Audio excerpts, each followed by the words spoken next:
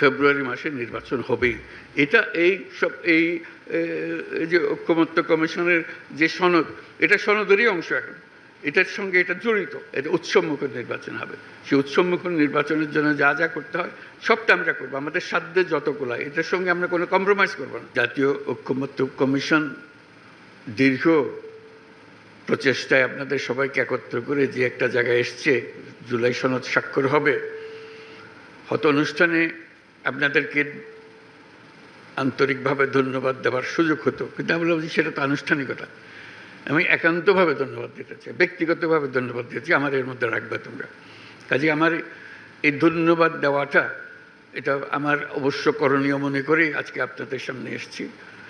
যে অসম্ভবকে আপনারা সম্ভব করেছেন, এটা শুধু বাংলাদেশের ইতিহাসে না, পৃথিবীর পলিটিক্যাল সিস্টেমের ইতিহাসে উল্লেখযোগ্য হয়ে থাকবে। যে প্রক্রিয়ার মাধ্যমে, যে বন্ধুত্বপূর্ণ পরিবেশে কঠিন কঠিন বিষয়গুলো আপনারা আলোচনা করেছেন এবং সমাধানে এসছেন, যে ছেড়ে যান নাই কারো কোনো বক্তব্য যে ভয় পেয়েছি আমি চলে গেছি, এটা আলাপ করব না, বেশি আলাপ হয়ে গেছে, ওরকম না। নিজেরা সবাই আন্তরিকভাবে চেষ্টা করেছেন যে একটা ঐক্যমতে পৌঁছতে আপনারা পেরেছেন, যে কারণে আজকে জুলাই সনদ রচনা হয়েছে। সেই জন্য আমি একা নই, জাতির সবাই অভিভূত হয়েছে যে এই অসাধ্য সাধন। কেউ চিন্তা করে না যে শেষ পর্যন্ত এটা হবে, কোথায় কোন দিকে গড়িয়ে যাচ্ছে কেউ বুঝতে পারছিল না, এটা কি শেষ হবে কি না। বলবে শেষ পর্যন্ত দেখা যাবে একজন এক দিকে চলে গেছে।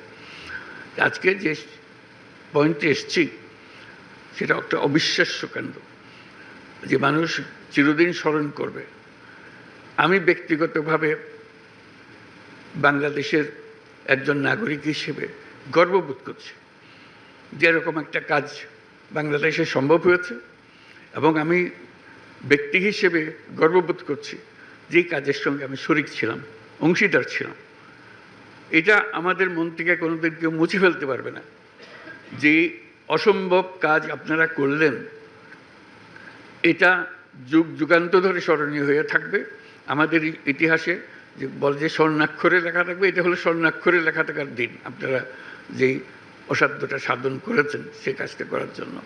কাজে আপনাদের প্রাণঢাল অভিনন্দন জানাচ্ছি।